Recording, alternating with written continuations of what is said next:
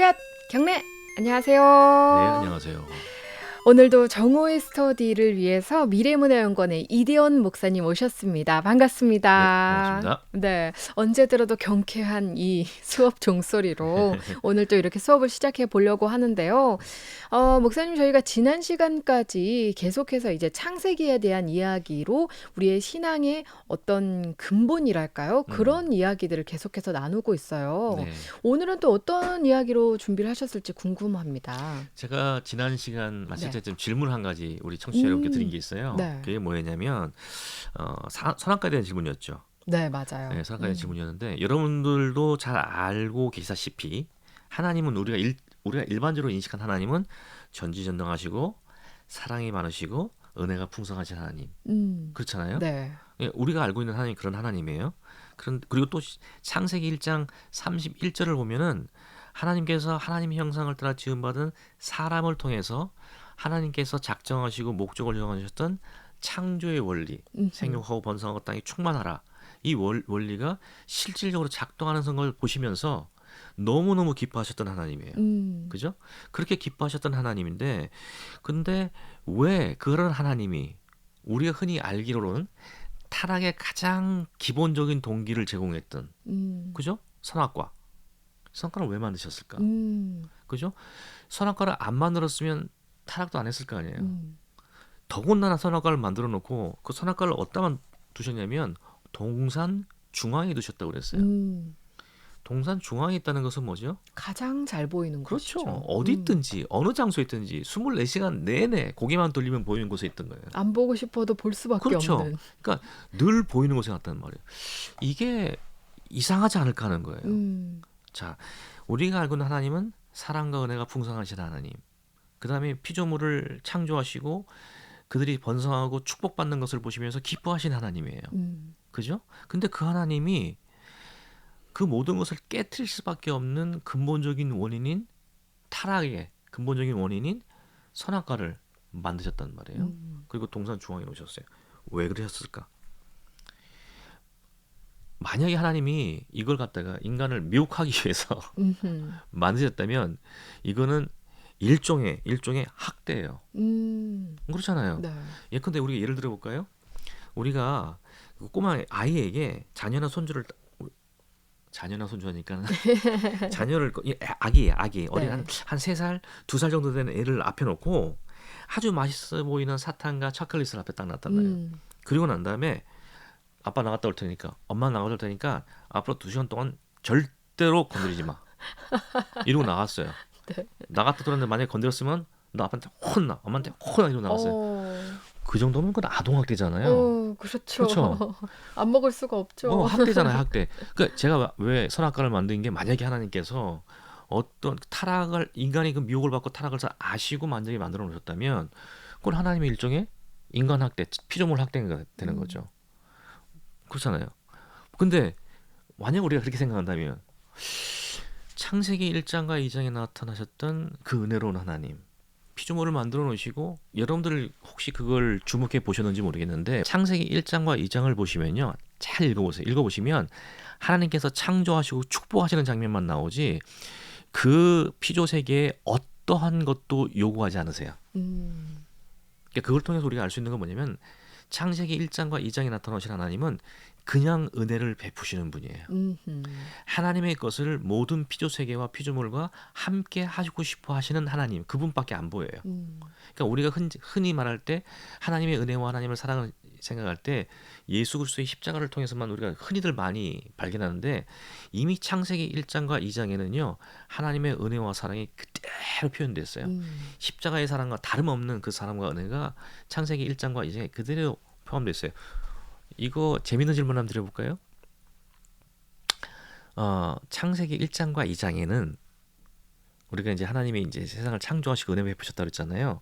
하나님이 인간들에게 아무것도 요구하지 않으셨다고 그랬잖아요. 심지어는 뭐까지 요구하지 않으셨냐면 하나님을 예배하고 경배하라는 요구도 안 하십니다. 와우.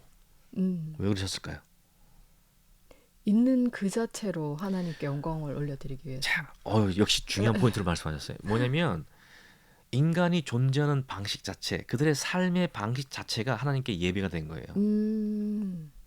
그들의 행동하고 말하고 하는 모든 것들이 하나님의 뜻에 부합됐고 그걸 통해서 하나님의 영광이 드러났단 말이에요. 하나님의 음. 은혜가 드러났단 말이에요. 음. 그러니까 그 삶 자체가 예배인 거예요. 음. 자, 요거를 통해서 우리가 살짝 유추해 볼 게 뭐냐면 우리가 오늘날 생각하는 예배와 원래 창세기 1장, 2장 속에서 요구되지 않았지만 하나님께 삶으로 드려졌던 그 예배의 모습이 얼마나 다른가 하는 거예요. 음. 우리가 생각하는 예배는 뭐죠? 특정한 시간과 장소에 모여서 음. 특정한 방식과 순서를 통해서 진행되는 것을 우리가 예배라고 생각해요. 네. 물론 우리도 용어로 삶을 예배해 드려야 됩니다. 이런 말들을 많이 하죠. 근데 그것이 진짜 의미하는 게 뭔지는 몰라요. 음. 그러니까 우리가 이걸 통해서도 좀 더 고민해 봐야 될 게 뭐냐면 창세기 1장, 2장에는 예배가 요구되지 않았지만 예배하는 삶이었다는 것. 음. 그러므로 구원받은 우리에게도 요구되는 것은 뭐냐면 특정한 방식의 우리가 예배를 통해서 하나님께 영광을 돌릴 수 있지만 더 중요한 것은 뭐냐면 우리의 삶을 통해서 드려지는 예배가 음. 있어야 된다는 거예요. 음. 우리가 이걸 기억할 필요가 있다는 거죠. 네. 자, 일단은 창세기 1장과 2장에 나타난 하나님은 그런 하나님이에요. 음. 근데 창세기 하나님 3장에 나타난 하나님이 만약에 인간을 미혹하시기 위해서 미혹의 요소를 설정하는 방식으로 선악과를 만들어 놓으셨다면 창세기 1장과 2장의 하나님과 창세기 3장의 하나님은 음. 다른 하나님이 되는 거예요. 그잖아요. 음. 근데 이걸 우리 기독교 신앙적으로 이걸 받아들일 수 있나요? 창세기 1장과 2장의 하나님과 창세기 3장의 하나님은 다르다. 그렇지 않죠. 원래 이제 그 기독교 신앙에 대해서 이제 반대하고 공격하시는 분들이 요즘은 좀 그게 뭐 구체적으로 많이 드러나진 않지만 한 12년만 해도 굉장히 활발한 게 음. 진행됐었거든요. 그분들이 공격하는 공격 포인트 중에 하나가 바로 이거예요. 음. 구약의 하나님을 보니 완전히 그 뭐랄까 제왕적 신이다. 음. 자기 마음대로 설정해 놓고 거기에 안 따르면 인간은 여지없이 망가뜨리고 그 다음에 자기 말을 들으면 축복한다는 게 뭐냐면 다른 민족들을 진멸시키는 방식이었다. 그러니까 그런 하나님이다. 그러니까 이건 군주적 신인 왜 우리가 그런 군주적 신을 섬겨야 되느냐 이게 공격 포인트 하나예요. 그 다음에 둘째는 뭐냐면 만약에 기독교의 하나님이 기독교의 신이 사랑의 하나님이고 은혜의 하나님이라면 지금 현재 이 세상에 존재하는 이 모든 악과 이 모든 고난과 고통과 재난은 도대체 왜 생겨나는 것이냐? 왜 이런 고통 가운데 죽어가는 어린 아이들, 전쟁가 죽어가는 여성과 아이들, 노인들의 죽음을 왜 외면하느냐? 그런 신을 어떻게 사랑의 하나님, 은혜의 하나님이라고 할 수 있느냐? 만약에 그가 은혜와 사랑의 하나님이면 그 신은 분명히 존재하지 않는 신에 분명하다. 어때 보세요? 이렇게 공격하는 공격 포인트가 논리적으로, 합리적으로 타당해 보이세요? 안 타당해 보이세요? 아니 우리 입장이 아니고 공격하는 사람 입장에서 네. 굉장히 논리적으로 타당한 공격이에요. 근데 우리 기독교 신앙인들이 거기 답변을 하고 있느냐 제대로 어떻게 답변하고 있는지는 모르겠습니다만 제가 아는 범주 내에서는 별다른 답변을 못해요. 그냥 뭐랄까 이렇게 일종의 변명? 일종의 뭐냐면 변명조의 어떤 설명만 하려고 노력을 해요. 그러니까 이런 설명들이 반대하는 사람들이나 혹은 비기독교인들에게는 뭐냐면 설득력이 없죠. 그렇죠. 조금 뭔가 깊이 알고 이렇게 설명하는 것이 아니고 그냥 묻어두고 믿는 것이 옳다 이런 식으로 그런 설명되는 식의. 경우가 많으니까 네, 그런 게 맞아요. 문제가 되겠죠. 그러니까 우리 기독교인들 원래 기독교 신앙은 절대 그렇지 않습니다. 기독교 신앙은 제가 언젠가 한번 말씀드린 적이 있어요. 기독교 신앙은 제가 이제 강의 시간에도 늘 하는 말인데 기독교 신앙은 세상 사람들이 믿지 않는 사람들이 합리적으로 이해가 가능할 수 있도록 설명할 수 있는 부분이 98%다. 근데 2%는 설명이 불가능한 부분이 있다. 왜냐하면 그건 이성적으로 합리적으로 납득될 수 없는 부분이기 때문에. 근데 그 2%조차도 신앙의 논리를 합리적으로 이해할 수 있다면 설명이 가능하다요. 그런데 분명히 설명이 가능한 내용들이 대다수임에도 불구하고 기독교 입장에서 설명을 못하는 것은 기독교인들이 소위 말하는 우리끼리 소위 말하는 질문하지 않고 믿는 맹신에 사로잡혀 있기 때문이다. 그러니까 질문하지 않고 맹신에 사로잡힌 신앙들을 비기독교인들 입장에서 바라볼 때 과연 건강하게 보일 것이냐. 그러니까 이거 참 아픈 얘기인데요. 오늘날 이단들이 한국 교회 내에서 이렇게 흥황하는 이유 중에 하나도 거기 있다고 봐요. 음. 정통 교회에서 질문하지 않고 질문하지 않기 때문에 답변하지 않는 내용들. 그렇지만 많은 신앙인들이 굉장히 간절하게 궁금해하고 있는 내용들을 그걸 잘 긁어줘요. 이단들이. 그러니까 그 속에 빠져들어간다고 생각해요. 물론 모든 것이 그렇다가 아니라 그 측면이 굉장히 강하다고 생각해요. 그러니까 무슨 말이냐면 우리 지금 현대 사회를 살아가는 그리스도인들은 굉장히 사실은 신앙에 대해서 질문해야 되고 그 질문에 대해서 스스로 답변할 수 있어야 돼요. 왜냐하면 우리가 스스로 질문하고 답변하지 못한다면 어떻게 믿지 않는 자들이 질문할 때 답변할 수 있겠습니까? 맞아요. 그러니까 많은 분들이 맹신을 자꾸 요구를 해요. 야, 그거는 중요한 게 아니야. 그냥 믿으면 돼. 라고 말씀하시는 분들이 있어요. 근데 그런 분들에게 제가 성경 한 군데 읽어드릴게요. 베드로전서 3장 15절 말씀입니다. 너희 마음에 그리스도를 주로 삼아 거룩하게 하고 너희 속에 있는 소망에 관한 이유를 묻는 자에게 대답할 것을 항상 준비하되 온유와 두려움으로 하고. 아멘.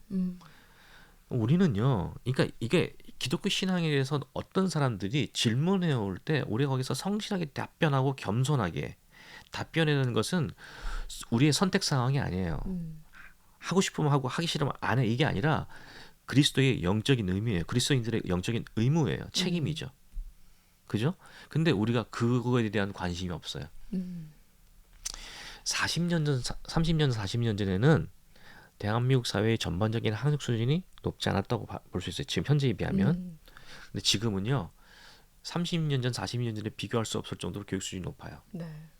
그러니까 비기독교인들이 제기하는 질문의 수준이나 기독교 신앙에 대해 갖는 의문들은 3, 40년 전에 갖고 있던 의문의 수준과는 차원이 달라요. 근데 우리는 여전히 우리 신앙은 3, 40년 전의 신앙. 믿어. 믿는 게 최고야. 믿음에는 능치 못함이 없어. 보지 않고 믿는 것이 축복이라고 그랬어. 그러니까 믿어. 여기 머물러 있는 거예요. 그러니까 우리가 믿는다고 하지만 사실상 정말 믿는 것일까? 라는 우리가 질문할 필요가 있고, 네. 그리고 우리가 믿음을, 여기 성경에 나오는 것처럼 우리에게 우리 속에 있는 소망에 관한 이유를 묻는 질문을 해올 때 과연 우리가 답변할 수 있을까? 그러니까 그들이 이해할 수 있는 방식으로 답변할 수 있을까? 우리 많이 아는 그 선교학자 중에서 레슬리 뉴비긴이라는 분이 계십니다. 네. 예, 우리 목사님 잘 아실 거예요. 이 35년 동안 인도에서 선교사 사역하셨고 전 세계적으로도 굉장히 훌륭한 사역들을 많이 진행하셨고 우리나라에도 이분 책이 무진장 많이 번역되어 있습니다. 굉장히 중요한 기여를 하시는 분이에요. 그런데 이분이 선교사로 35년 동안 사역하시면서 그리고 일생을 선교를 연구하고 가르치는 일을 하시면서 이분이 선교에 대한 정의를 내린 게 있어요. 뭐냐면 제가 정확하게 인용을 한 건 아니고 제가 이제 그 분의 의도와 의미를 갖다 담아서 말씀드리면 이렇게 말씀하십니다. 선교란 우리가 아는 복음의 내용을 말로 선포할 때 발생하는 것이 아니라 성도의 공동체가 세상 속에서 세상의 원리에 역행하는 복음을 삶으로 살아낼 때, 그리고 그를 보고 세상 사람들이 그 성도들에게 질문을 시작할 때, 그리고 그 질문에 대해 성도들이 답변을 시작할 때 선교가 발생하는 것이다. 이렇게 말씀하셨어요. 네. 이런 선교에 대한 이야기는 또 처음 듣는 그죠. 방향인 것 같아요. 그죠. 복음의 질문에 대해 답변을 할 수 있을 때 저는 이렇게 말씀을 들으면서 선교에 대해서 그리고 우리가 믿는다는 이 믿음이란 걸 우리가 어떻게 이해하고 있냐를 다시 한 번 더 돌아봐야겠다 이런 생각이 들더라고요. 맞아요. 그러니까 이 맥락에서 우리가 그 선악과에 대한 질문을 한번 더 다시 생각해 볼 필요가 있는 거예요. 하나님이 1장, 2장은 그렇게 은혜와 사랑을 베푸신 하나님이 3장에 뜬금없이 선악과를 동산 중앙에 만들어 놓으셨어요. 그리고 뭐라고 말씀하시면 너희는 이거 먹지 말라. 먹는 날에는 정령 죽을 것이다 말씀하세요. 아니 먹어서 죽을 거면 안 만들어 놓으시면 되잖아요. 그럼 만드셨던 어디 꽁꽁 숨어놓고 안 보이는 곳에 음. 감춰놓고 먹지 마라. 혹시라도 이들 보게 되면 먹으면 큰일 난다. 이렇게 말씀하시면 맞잖아요. 예? 애 앞에다 초콜릿 사고 캔디 다 놓고서는 음. 먹으면 너희들 가만둘 거야 이런 말하면 이건 학대란 말이에요. 음. 학대. 아동 학대. 근데 아담과 하와한테 선악과를 만들어 놓으시고 정탄 중앙에 딱 갖다 놓으시고 음. 언제도 와도 볼 곳에 놔두시고 늘 먹으면 뒤져 이렇게 말씀하시면 그것도 아주 보암직하고 아름다운 모습으로. 맞아요. 그렇게 만들어 놓으시면 과연 이 하나님을 우리가 어떻게 받아들이고 이해해야 되나? 음. 그러니까 여기서 질문의 핵심은 그런 거죠. 그러면 오늘 이 하나님이 제게 선악과를 만들어 놓으신 이유가 미혹이 아닐 수 있지 않을까? 음. 그러니까 1장과 2장의 하나님과 이렇게 말했어요. 창세기 1장과 2장의 하나님과 마태복음 1장과 2장의 하나님은 같은 하나님인가 다른 하나님일까요? 같은 하나님이시죠. 그죠? 네. 그러면 1장과 2장의 하나님이 3장의 하나님과 같은 하나님이 되셔야 되는 게 당연한 거예요. 그렇죠. 그렇죠? 그러면 1장과 2장의 하나님이 사랑과 은혜의 하나님, 신약을 통해서 십자가를 통해 나타나신 하나님이 사랑과 은혜의 하나님, 구원의 하나님이라면 3장에 나타나신 하나님도 역시 사랑과 은혜의 하나님인 게 음. 맞아요. 음흠. 그래야 성경에 일관성 있는 네. 설명이 되는 거죠. 그렇다면 3장의 선악과를 만들어 오신 이 이유가 음.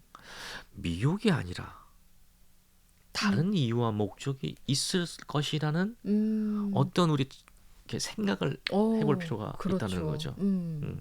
그러면 그 맥락에서 성경을 다시 한번 살펴보면 음. 또 다른 선악과에 대한 이해가 생겨날 수 있다라고 생각합니다. 그러니까 결론부터 말씀드리는 이거예요. 선악과는 미혹의 대상으로 목적으로 만들어 놓으신 것이 아니라 사실은 하나님의 은혜의 음흠. 도구로 만들어 놓으신 것이다. 음. 그렇기 때문에 그 은혜의 도구이기 때문에 365일 하루 24시간 동안 어디서 봐도 보이는 곳에 있어야만 하는 거예요. 그것이 은혜의 대상이기 때문에. 음. 그러면 이제 우리가 설명을 시작해야 되는 부분이 뭐냐? 이게 어떻게 은혜의 대상이지 하는 거죠. 그러게요. 선악과가 은혜의 대상으로 볼 수밖에 없는 이유를 우리가 설명을 해야겠죠. 네, 맞아요. 갑자기 이제껏 한참을 이야기하시다가 음. 결론을 또 말씀을 하시니까 음. 이 과정이 빠진 결론만 들어서는 그래서요? 맞아요. 점점 궁금해지거든요. 자, 우리 한번 이 방송을 들으시는 우리 청취자 여러분들도 한번 생각해 보세요. 저는 이제 우리 수업 같은 경우에는 제가 이제 학교에서 수업하는 경우에는 이런 질문을 던져놓고 한 10분 동안 그룹 토론을 시킵니다. 10분, 15분, 20분 동안 그룹 토론을 시켜요. 치열하게 토론해 보라고 그래요. 그러니까 이 방송이니까 이게 너무 아쉬워요. 네. 이렇게 앞에 여러분들이 계시면 한번 자기 생각을 여과 없이 한번 말해보자. 이렇게 같이 그룹별로 토론도 해보고 그 발표도 해보고 그러면서 이제 한번 우리가 일종의 브레인스토밍이라고 그러잖아요. 그렇죠. 네. 그런 것도 해볼 필요가 있어요. 오. 예, 그래서 그러니까 많은 분들이 잠깐 우리 한국의 교육 시스템상 정답을 말하지 않으면 불안해하는 심리가 있어요. 그러니까 자기가 완전히 정답을 알고 있지 않다 그러면 말을 안 하고 가만히 있어요. 이 심리가 있거든요. 맞아요. 근데 우리가 신앙에 대해서는 자꾸 궁금해하고 질문을 해야 됩니다. 대신에 아까 전에 겸손하게 질문해야 돼요. 겸손하게 아니 정말 내가 몰라서 하는 질문이잖아요. 네? 몰라서 하는 질문이니까 정말 죄송한데 제가 교회 장로고 제가 교회 권사인데도 나 솔직히 이거 잘 모르고 이해가 안 돼요. 목사님 이거 좀 설명 좀 해주세요. 근데 목사님도 몰라. 아. 그런 경우가 많아요. 그쵸. 그러니까 목사님들이 뭐냐면 잘 이해가 안 되면 뭐냐면 권사님 뭐 그런 걸 물으세요. 기도하시고 말씀 있는 대로 우리가 믿고 순종하면 되는 거예요. 그게 믿음이 정말 믿음이지 자꾸 우리가 믿음의 신앙에 대해 의문을 갖는 게 건강한 신앙은 아닙니다. 그러니까 기도하시면 돼요. 굉장히 은혜로운 답변이거든요. 이거요. 안 은혜로우세요? 저는 되게 은혜로운데 이 답변이요. 근데 권사님이나 장로님 집사님들이 이걸 갖다가 했잖아요. 네 목사님하고 물러났다가 다른 질문을 가지고 목사님 제가 또 생각을 해보니 제가 또 궁금한 게 또 있어요. 라고 또 질문했을 때 목사님이 아까 같은 식으로 답변하는 것도요 2번, 3번이지 계속 그러다 보면 목사님도 굉장히 힘들어져요. 맞아요. 목사님도 힘들고 질문하신 분도 상당히 어려워지죠. 나는 자꾸만 질문이 생기는데 그걸 덮어두라고 하시는 목사님의 말씀 들으면 저 같아도 좀 힘들어질 것 힘들어질 같아요. 거죠. 근데 저는 그래서 좋은 성도란 그런 상황에서도 끊임없이 질문을 드리는 성도입니다. 네. 라고 해요. 우리가 이렇게 생각하고 네. 성경에 대해서 좀 깊이 묵상하고 성경 말씀이 살아있는 하나님의 말씀이라고 우리가 그렇죠. 알고 있고 말은 하면서도 맞아요. 늘 고정돼 있다고만 생각하고 맞아요. 더 이상 생각을 확장하려고 하지 않는다는 거. 맞아요. 여기서부터 좀 잘못이 시작되는 것 성경책에 같아요. 인쇄되어 있는 문자로만 박혀 있는 말씀이에요. 아니, 음, 말씀이 오늘날 우리에게 들려야 돼요. 음, 들려줘야 돼요. 음. 이 용어가 있는데 갑자기 생각나는데 네. 이 말씀이 오늘날 우리의 삶에 나에게 역사하시는 말씀이 돼야 돼요. 그러기 위해서 계속 그러니까 문자로 저게 성경 가운데에 박혀 있는 말씀이 아니라 객관적으로 멀리 떨어져 있는 말씀이야. 이 말씀이 우리 마음판에 새겨지는 말씀이 돼야 된다니까요. 네. 그러니까 그러기 위해서 질문하는 거예요. 음, 그러니까 이렇게 질문을 계속 하잖아요. 근데 목사님도 그렇게 답변하다가 3번, 4번 하면 부담해가지고 나중에 뭐냐면 아우 저 정말 힘들어 저 권사님 때문에 저 힘들어 저 장로님 때문에 그러다가 뭐냐면 내가 계속 이렇게 이런 식으로 답변하다가는 나중에 진짜 능력 없는 종이 될까 봐 음, 공부를 시작해요. 음. 답변을 하기 위해서 공부를 시작하신다고요. 그러면 어떻게 되는 거죠? 목사님이 성장하시는 거잖아요. 음. 그러니까 성도만 성장하는 게 아니라 그리고 나중에 집사님이 딱 그 권사님 만났어요. 권사님 딱 만났어요. 권사님, 제가 권사님 보니까 지난번에 그 질문하셨잖아요. 제가 가만히 묵상하면서 생각해 보니까 이렇게 이해하면 될 것 같아요라고 답변을 딱 해줘요. 음, 묻지도 않았는데. 음, 왜냐면 자기가 공부하고 자기가 이해한 내용을 목사님 가르쳐주고 싶은 거예요. 음. 그러니까 그런 목사님이 훌륭하고 건강한 목사님이시잖아요. 네. 그리고 답변을 들은 성도는 얼마나 또 음, 은혜가 넘치겠어요. 너무 그렇죠. 기쁘겠어요. 음, 그러니까 질문하고 답변하는 관계가 계속 되면은 음, 교회의 영적 분위기가 달라져요. 그리고 성도들이 어떤 뭐랄까 자신감이 달라지는 거예요. 음. 예? 이런 것들이 그래서 교회가 성장하게 되는 거예요. 맞아요. 그러니까 질문에 대한 답변이 없는 질문하지 않는 성도, 음, 질문한 답변이 없는 교회, 그건 생명 없는 거거든요. 음. 전 그런 차원에서 오늘 창세기 3장에 나타나는 선악과에 대한 질문도 해야 된다라는 거죠. 네. 그러면 저는 좀 문득 궁금해지거든요. 이 선악과에 대해서 또 저희 스터디를 또 열심히 참여하시는 청취자분들이 계시거든요. 우리 음, 음, 학생들이 계세요. 음, 음. 이 우리 학생들은 이 선악과에 대해서 어떻게 생각하고 있는지 좀 궁금하네요. 제가 지금 이 댓글을 또 올려주시는 걸 확인해 봤더니요. 이렇게 팅커벨 초이님이 이렇게 남겨주셨어요. 아마도 선악과를 주신 이유는 인간의 순종과 불순종을 확인하시기 위해서 주신 것이 아닐까요? 왜냐하면 아무런 그런 기준이 없다면 하나님은 없고 자기들 마음대로 살 것 같기 때문에 하나님께서 그거를 바라보면서 하나님이 신이시다라는 것을 인지하기 위해서 그렇게 주신 게 아닐까 저는 생각합니다. 라고 남겨주셨네요. 그 오. 답변도 굉장히 사실 훌륭한 답변이에요. 오. 그런 답변 정도가 나왔다는 게 굉장히 훌륭한 답변이라고 저는 생각하고요. 그런 식의 답변이야말로 우리를 향하신 하나님의 의지와 뜻을 깨달아갖고 이해하는데 중요한 출발점이라고 생각해요. 네. 제가 정답이라고 말씀드린 건 아니에요. 그렇지만 굉장히 중요한 출발점이다. 그래서 그런 질문을 자꾸 하셔야 된다라고 그런 생각들을 자꾸 가지셔야 된다라고 생각을 해요. 자, 일단은 그러면 어떤 면에서 그러냐면요. 하나님께서 인간의 그 불순종에 대한 염려를 하셨다는 말씀이잖아요. 그렇죠? 네. 제가 이해를 네, 잘했다면 그렇다면 그 부분만큼 굉장히 중요한 관찰이에요. 굉장히 중요한 관찰이에요. 오늘 우리가 오늘 어쩌면 시간 때문에 다 설명을 드릴 수 없겠지만 우리가 다음 시간까지 이어지더라도 이 질문들을 가지고 우리가 얘기를 쭉 해나갈 텐데요. 사실 이 질문에 대해서 우리가 3가지로 나눠서 설명할 수가 있어요. 네. 3단계로 나눠서 그 첫 단계만 제가 간단히 왜냐하면 아까 제가 말씀드린 가운데서 이 첫 단계에 대한 언급이 이미 나왔기 때문에 그걸 다시 한번 설명을 드릴게요.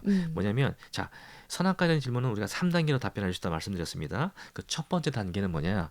아까 말씀드린 것처럼 창세기 1장과 2장의 하나님과 3장의 하나님은 다른 하나님이 될 수가 없다. 같은 분이시다. 네. 창세기 1장과 2장의 하나님이 사랑과 은혜의 하나님이시면 3장의 하나님도 사랑과 은혜의 하나님이시는 게 마땅하다. 그러면 사랑과 은혜의 하나님이라는 관점으로 선악과를 왜 만드셨는가를 생각해 보는 것이 선악과를 만드신 이유를 우리가 제대로 이해하는데 중요한 출발점이다. 라는 것이 이제 첫 번째 우리가 단계입니다. 네. 그걸 우리가 생각하셔야 된다는 거예요. 오늘은 그 정도까지만 말씀드리고 마쳐야 될 것 같아요. 첫 시간이 번째 너무 지나가고. 답변을 주셨는데 이것도 알쏭달쏭해서 다음 주까지 어떻게 기다려야 될지 모르겠네요. 아우 죄송합니다. 아쉬워라. 이렇게 수업이 아쉬울 때도 있다니. 다음 주에는 그러면 또 이제 선악과에 대해서 우리가 어떻게 생각해야 될지 음. 3단계로 나눠서 계속해서 공부해 보게 네. 되겠네요. 자, 아쉽지만 일주일 동안 또 열심히 창세기를 읽어보면서 음. 고민해 보도록 하겠습니다. 맞아요. 오늘 함께 해주셔서 네, 감사드립니다. 고맙습니다. 네, 지금까지 미래문화연구원의 이대원 원장님과 함께했습니다.